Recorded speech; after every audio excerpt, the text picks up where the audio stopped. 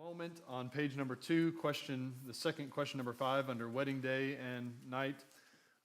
We have some additions to our class this morning. The high school class is with us. We're in a study of Song of Songs, or Song of Solomon, and we have been dealing with the development of this relationship between this man and this woman, Solomon and the Shulamite, and the commitment that they're showing to one another. And we just finished what I think is a picture, very poetic, but a picture of their wedding, the procession of Solomon coming to Jerusalem, them coming together, affirming their covenant, and consummating their marriage.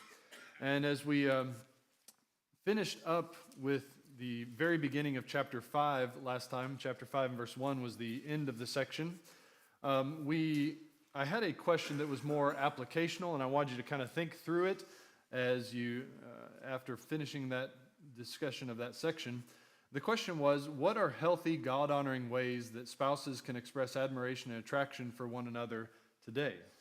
And as you think through that, I want us to think, what are the principles we learn in Song of Songs and in other places, and then how do we actually apply that? What does that look like to show admiration? Or maybe, make it somewhat easier, you can also do what it doesn't look like in marriages today. So what are your thoughts on that?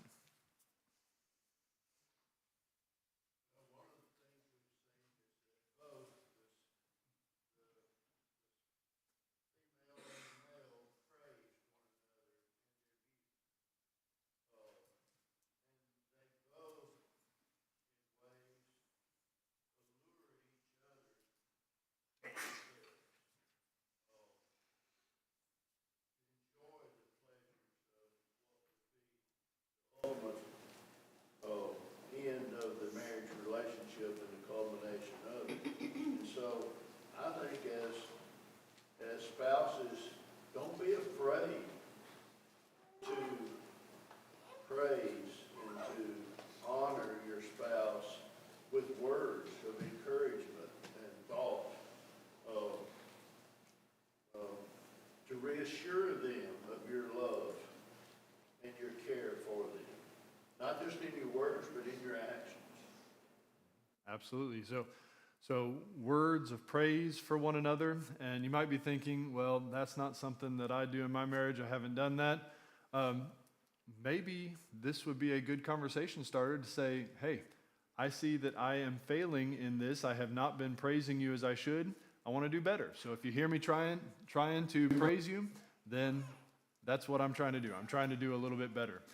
So maybe words of affirmation, words of praise.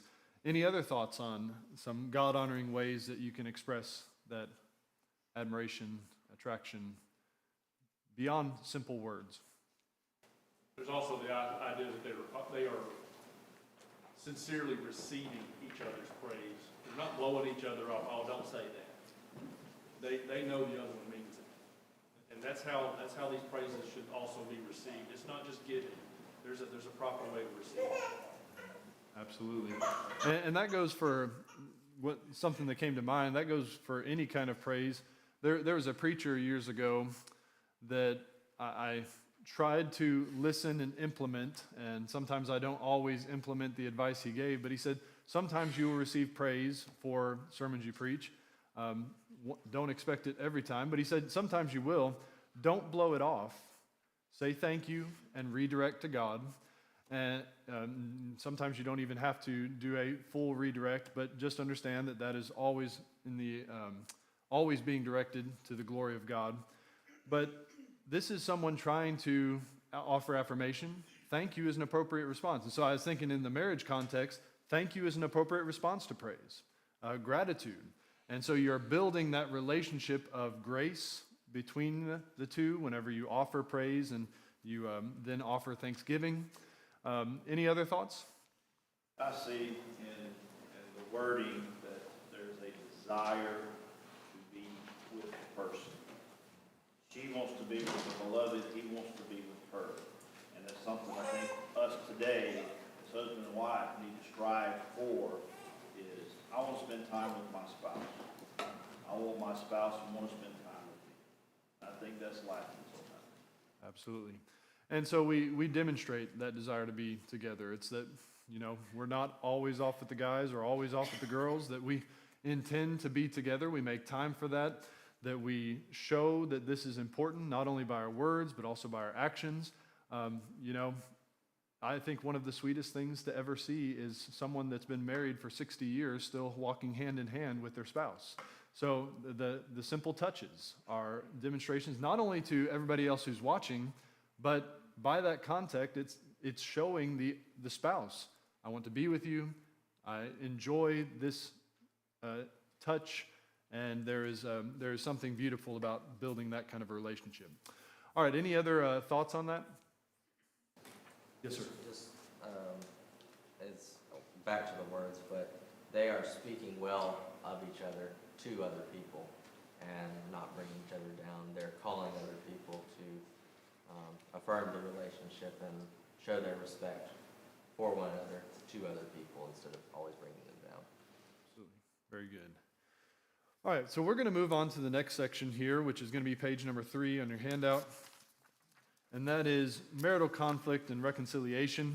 I'm kind of giving that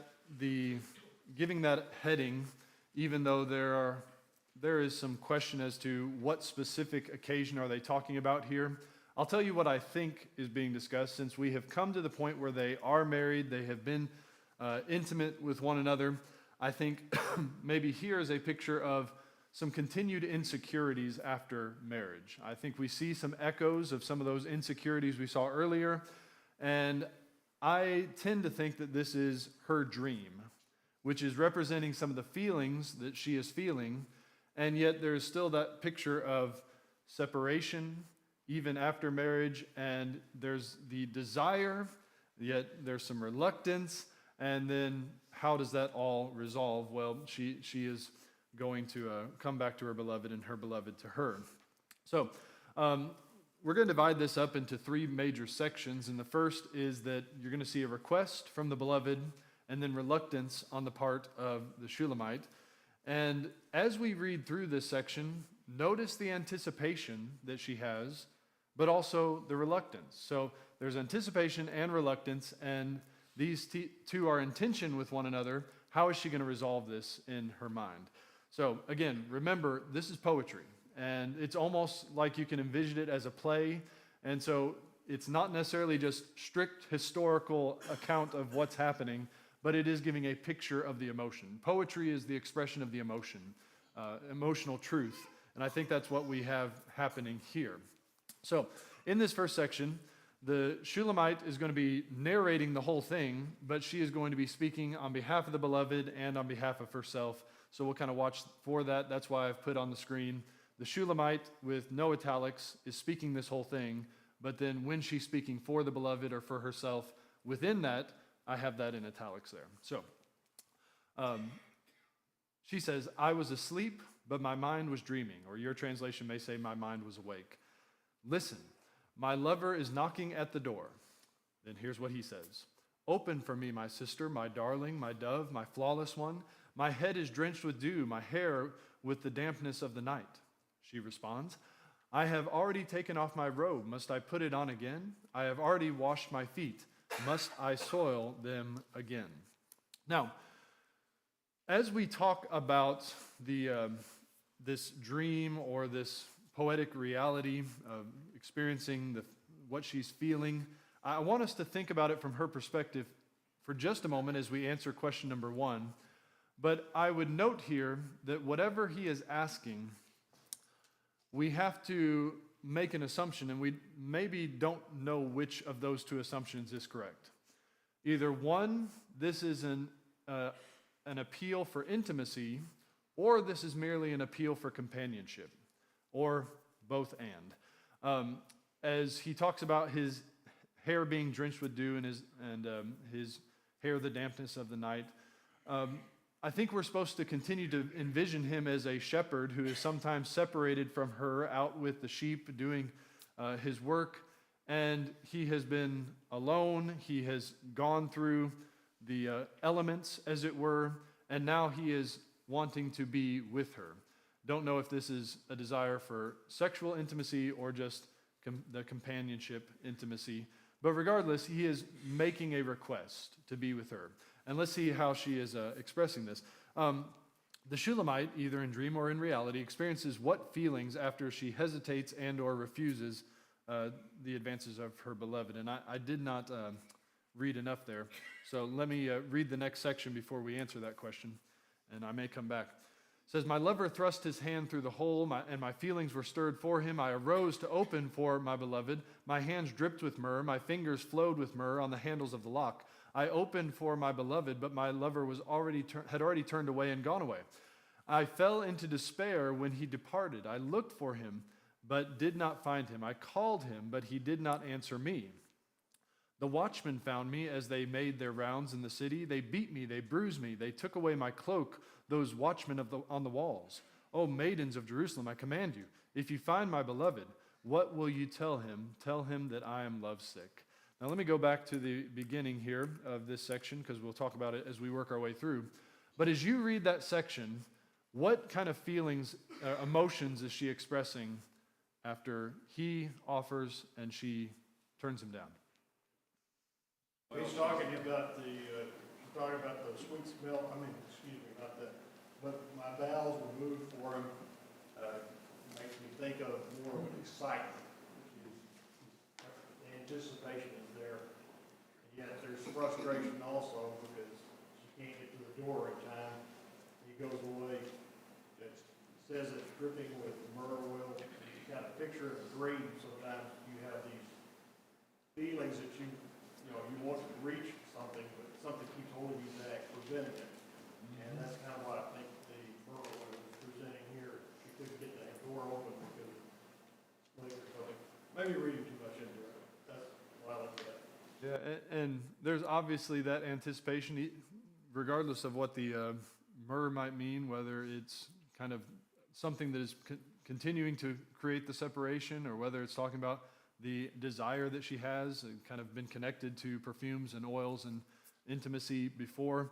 But there is that separation. She can't get to him.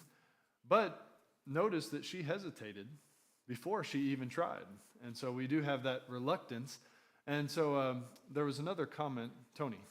Yeah, just that part that she seemed to be at the beginning just, okay, must I? I don't want to be bothered to get up and come to the door and let you in. But then she rethought that, had second thoughts about that, and went to the door. She decided, I do want him coming. He wants me, so I'm going to the door. Opens the door, and he's gone.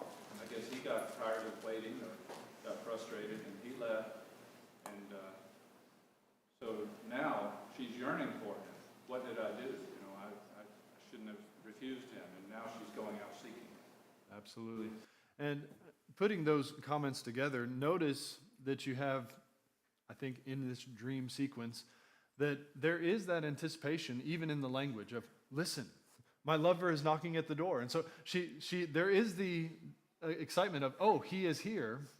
But then and even when he offers his praise and the reason why he wants to be with her, because he has been separated from her, she is looking at this as, but there are things in place that would keep me from acquiescing, from hurrying to you. Though previous to this, we have constantly seen he hurries to her, she hurries to him. Now there is some delay. And so there's something about the relationship that there is a delay at this point, and then she regrets that delay. The picture of having already taken off her robe and having already washed her feet, this is probably a picture of that she is fully ready for bed. She has taken off the outer garment that would maintain modesty, and she has, in fact, it is possible that you, having taken off the robe, would be not wearing anything, and so to come to the door, there would have been a hindrance that she has to put on a robe. She's already washed her feet, and you think about that world whenever you take off your sandals, you wash your feet, and then that prepares you to just be away from the elements. Now he is inviting her, having been out in the elements, to come and let me in, and she is saying, I don't know. there's reluctance there, there's separation. Now, if there is something, if this is a request for intimacy, and she is denying him, then maybe what we have here is a poetic picture of something Paul is dealing with in 1 Corinthians chapter 7 of belonging to one another. And intellectually, she knows, I am my beloved's and my beloved is mine. But here's a scenario where she has been reluctant. And now she has kept herself, and she's going to experience some of the emotional, probably just almost purely emotional consequences that are going to follow after that. Any other thoughts there on question number 1? Lori's brought up that this could be an allusion back to some of those little foxes. Yeah, for those who haven't been in class, the little foxes, they had called upon one another to get rid of those things that would hinder one another, that would break down the relationship. And so, yes, this could be another picture of that same kind of idea, that this is something that need to overcome that separation. Brother Sam. Well, I think this reminds us all that oftentimes, even in the best of marriages, there's disappointment, there are conflicts that arise that interrupt the intimacy that couples share. And so realize that that's just kind of a bump in the road that we have to navigate and get through. Yeah, there's a reason there's the phrase, the honeymoon is over, because there are changes that happen in the relationship. What I'm going to suggest throughout this entire book is if we have a general chronological flow, that yes, we have seen the excitement of courtship and marriage. We're starting to see some of the issues that might arise after marriage, but I would suggest there's always an upward trajectory to this relationship. They're always working toward something even better. And I think that's maybe what we're seeing here, is we're seeing, as Sam put it, a bump in the road, and yet they're still continuing to build this relationship. And she is poetically expressing some of the bumps in the road, as it were. All right? Now, as you go on to the next section, we're still continuing in this idea. Notice, not only did you have the anticipation for her beloved in the first section, yet reluctance toward her beloved, now we have the desire for her beloved. He's already expressed his desire, but she is seeing that show of affection, that he is placing his hand through the hole for the latch, and she sees his hand, she sees he is right there, and so she does have, her feelings are stirred for him, they're aroused for him. This is her beloved. Even though she has been reluctant to get up out of bed and come to him, just the sight of his hand, that she wants to open the door for him. And so she is going to come to him, but if this is a dream sequence, it's almost like she just saw his hand, she gets up, she hurries to the door, opens up the door, and he's gone. It's the picture of, because she had delayed, now the opportunity to be with her beloved has disappeared. And so we have that separation again. This picture of separation keeps on recurring throughout the book. And even though they are now in covenant relationship, there are things that continue to keep them apart at times. How are they going to overcome those obstacles? As ones who belong to each other, how are they going to overcome the obstacles? And we're going to see her tenacity to find her beloved and show that she wants to be with him in the next section. But does anybody have anything on verses 4 through 6? All right, then in 7 and 8, as we finish out this section on the request and the reluctance, what are some of the negative things that she experiences now that she has delayed and he is gone and she can't find him?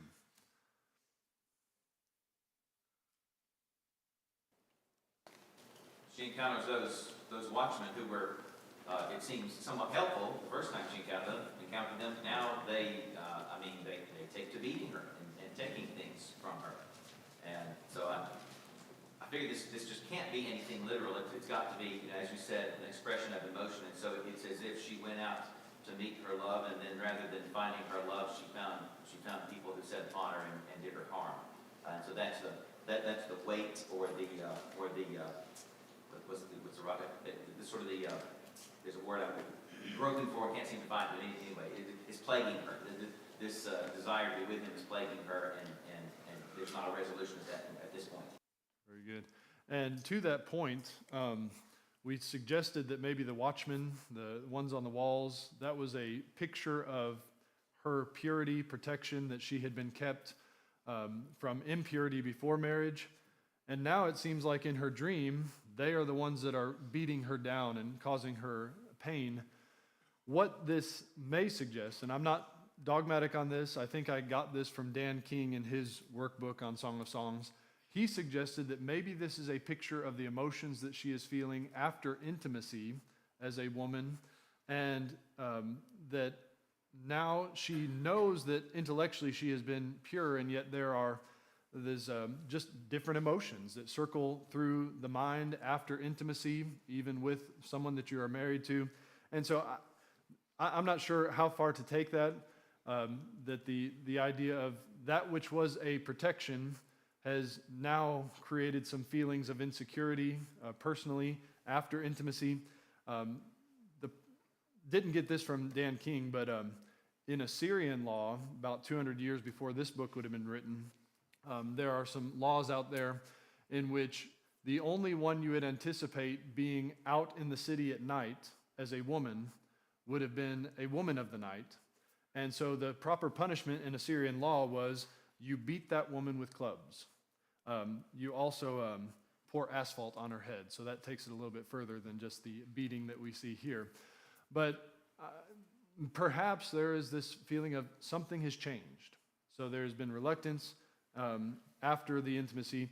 Whatever it might be, she is able to overcome these feelings because she does desire her beloved. She realizes that she is lovesick for her beloved, and she is wanting to overcome any challenge that she is feeling, any challenge that she is experiencing, whether it be pain or shame, whatever it is, she wants to overcome those because that's how much she loves her beloved, which in the next section, we're going to deal with that even more as to how she helps herself overcome those challenges. But does anyone have any different thoughts or additional thoughts to that?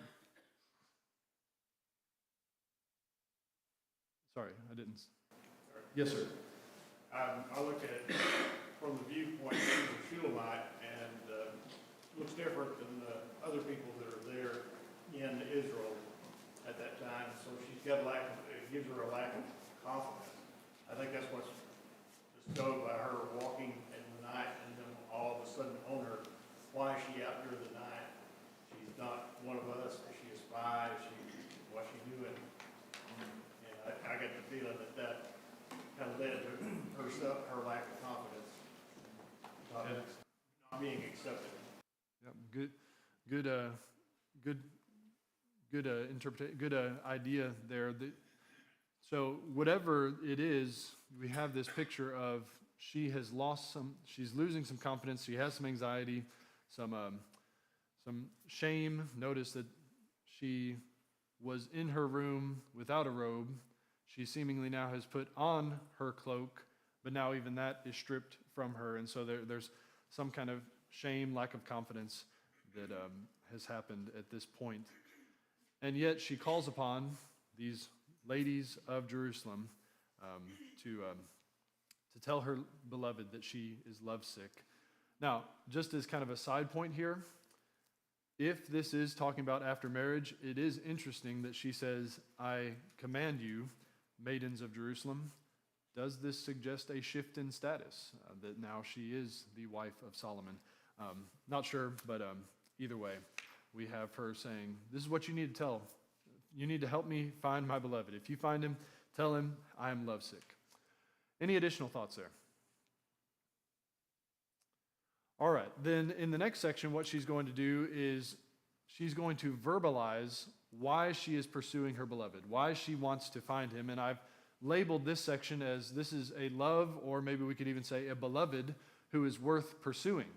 So even though in this dream sequence, she has lost access to her beloved, she says, I'm going to chase him down.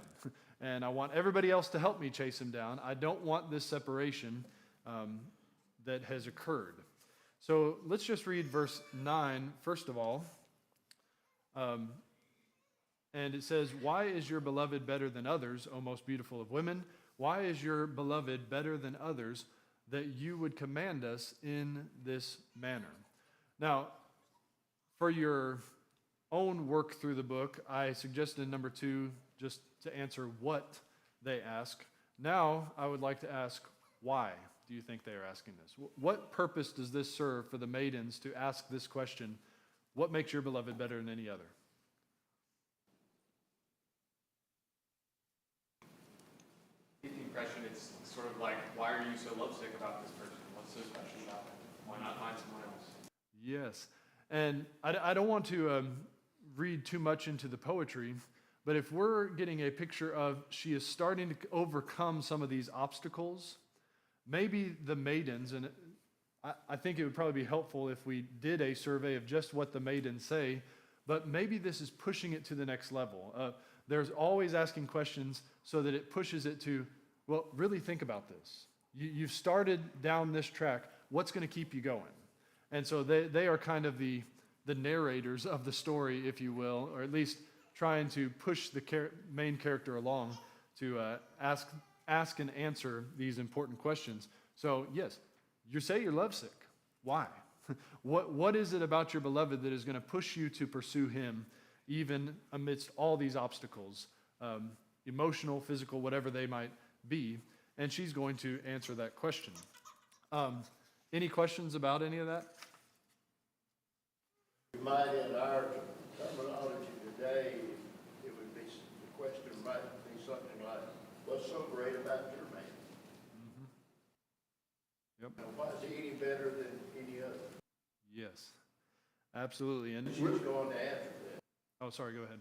and she's fixing to answer that. Yes, sir. Yes, sir.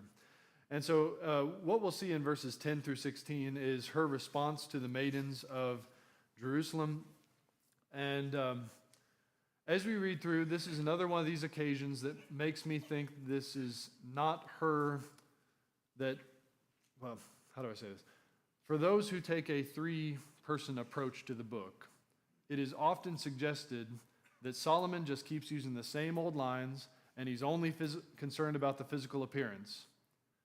But then it seems to be overlooked that she does the same thing in some ways. She is concerned about the physical appearance, and she's going to praise the physical appearance. Granted, there is more to it that I think there is something under the surface, and oftentimes it is speaking to character as well. But we're going to see this picture of she is using poetic language to describe the beauty, the handsomeness of her beloved. And so let's read verses 10 through 16, and this will be on 2 different slides, but we'll put it together. She says, "My beloved is dazzling and ruddy. He stands out in comparison to all other men. His head is like the most pure gold. His hair is curly, black like a raven. His eyes are like doves by streams of water, washed in milk, mounted like jewels. His cheeks are like garden beds full of balsam trees yielding perfume. His lips are like lilies dripping with drops of myrrh. His arms are like rods of gold set with chrysolite. His abdomen is like polished ivory inlaid with sapphires. His legs are like pillars of marble set on bases of pure gold. His appearance is like Lebanon, choice as its cedars. His mouth is very sweet. He is totally desirable. This is my beloved. This is my companion, O maidens of Jerusalem." All right. I asked you to summarize / interpret what the Shulamite says about her beloved.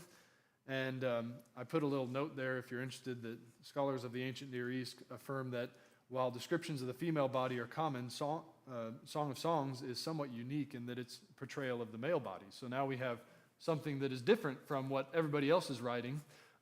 We have an inspired uniqueness in that it's not only the woman who is praised, but also the man who is praised for his body. And so how would you summarize what she is saying in these poetic descriptions? My beloved is perfect in every way. All right. Perfect. What other descriptions would you use? Well, he's handsome, altogether lovely, but I see also descriptions of masculinity, strength, manliness. And you said the same thing, didn't you, Stephen? Strong. Yeah. So she is trying to use the greatest of figures, all of these precious stones and precious metals, to describe her beloved. And again, this is a picture of the male body that is suggesting there is strength and masculinity are the two terms, if you didn't hear those being said. There's a picture of him being what he needs to be. He has worked hard. His body shows that he has worked hard. And I would suggest that this echoes that she has worked hard, and she is now the most beautiful of women because she has done what she is supposed to do. And so now they are perfect for one another. Solomon, with the description of his body, set against the Shulamite with the description of her body. These are people who have lived out the kind of roles that they need to live, and now they are perfect for one another. She belongs to him, he belongs to her, and this is why she is willing to overcome any obstacle, especially any emotional obstacle, so that they can build this relationship. Does anybody have any additional thoughts on any of these descriptions? Mr. Sam? Closes with, and this is my friend, which to me signifies that we have a close relationship, that we share with one another, both emotionally as well as physical. Yes, sir. Was there a hand over here? Any other thoughts?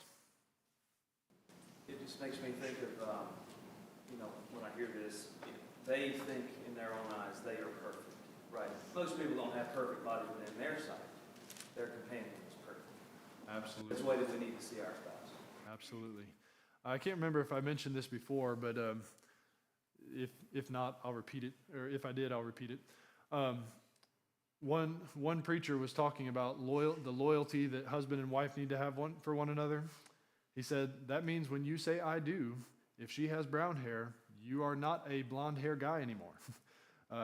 If you are a tall girl person and she's short, then you are not a tall girl person anymore. That you now are going to have eyes only for your spouse. This is the one for whom you have with whom you have made a covenant, and you are totally dedicated to them, to him or her. All right. Any additional thoughts?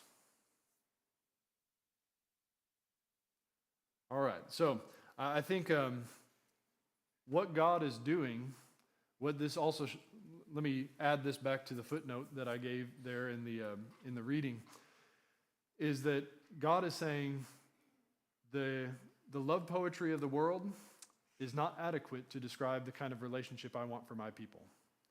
And so he borrows some of the common forms that they would have been using, but says, you know what? No one else is describing the male body.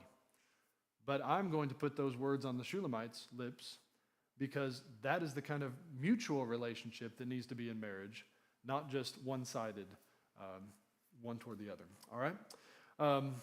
All right, so that brings us to the final section here, and this is where we'll close out in our last 5 minutes, is the resolution and reunion. And remember last time I said that if you are not much into hearing husband and wife praise one another, then you're going to be very dissatisfied with the rest of this book, because there is praise in just about every section hereafter in some form of another. And we're going to have this resolution, reunion, and all of that is undergirded with praise for one another. So we're going to have the maiden speak, and then we'll come back to the Shulamite. So in verse 1, it says here, where has your beloved gone? O most beautiful among women, where has your beloved turned? Tell us that we may seek him with you. All right, so remember, what has she just asked the maidens to do previously? Help her find her beloved. Help me find my beloved. We've been separated from one another. There's space between us, and I don't know where he is. So help me find him. Tell him that I am lovesick if you find him. And now they respond after they have heard her say, well, here's the answer to your question. Here's why he is worth seeking. Here's what makes him better than any other man. And they say, okay, then we are going to help you. We are going to help him find. Do you know where he is gone? And we're going to get a surprising answer in the next section. But again, we have this picture of the maidens are pushing the story forward. And so, okay, let's go find him. And before I move on, does anybody have any comments on the maidens statement? All right. About face, right? They're like, why should we help you? Now they're like, let's go get him. Yeah, absolutely. And here is the twist. Because she has made it sound like she has no idea where he is. Now she shifts in this dream sequence and says, I know exactly where he is. I know exactly where to find him. Here's what she says. My beloved has gone down to his garden, to the flower beds of balsam spices, to graze in the gardens and to gather lilies. I am my lover's, and my lover is mine. He grazes among the lilies. I think this is the reason I say this is the resolution to the conflict is because in her dream, they have been intimate with one another. There are still emotional roadblocks in her mind that she is trying to overcome. We have worked through the story with the maidens and the Shulamite that she has begun to start to resolve this and start to move in the right direction. They have helped ask some questions that have caused her to start thinking more about her beloved and thinking about the relationship that they have with one another, so that now at the end of this dream, she goes, it's not that I don't know. I know exactly where to find him, and now we can remove that hindrance. So she has in her mind overcome these emotional hindrances in the relationship. I think that's what this short story is trying to do, is say, after marriage, there's still going to be little things you have to work out. There are still going to be emotional issues that you have to deal with, not only, though it is from the woman's perspective, there are also going to be things from the man's perspective as well. How do we resolve those things? We start moving in the right direction, and we start overcoming any of those hindrances to the point that you realize, I know exactly where we need to be, and I know how to bring this relationship back together. And ultimately, what it is she realizes it's all about the mutual belonging. That when we can build on that foundation, we can overcome these little hindrances. I am my beloved's, and my beloved's is mine. And we can build this relationship. Again, she goes back to the natural figures, the created figures, to picture the kind of relationship that they can have if she will go to him after he has come to her. Any thoughts there on 2 and 3? It's a confidence there, right? Like, a lot of this is the psyche, right? The daughters are like her saying, how am I going through this? Is he really worth it? There's so many others. And she's like, this is him. And then now they change the psyche is, where can you find him? And she says, well, I trust him. I know him. This is where he will be. And so God's word is able to transform our thinking, that we can work through these things, and I think God is giving us a path forward for overcoming those hindrances so that we can make that shift in our mind and start moving in the right direction in the relationship. So let me read verses 4 through 10 as, well, we're out of time. So what we will do is we'll start here because we're going to see how this finally resolves in that it's like he appears again. Where he was gone, now she's gone to him, knows where he is, and now he is going to praise her. And we're going to see this final praise that leads into the next section. Thank you for your participation.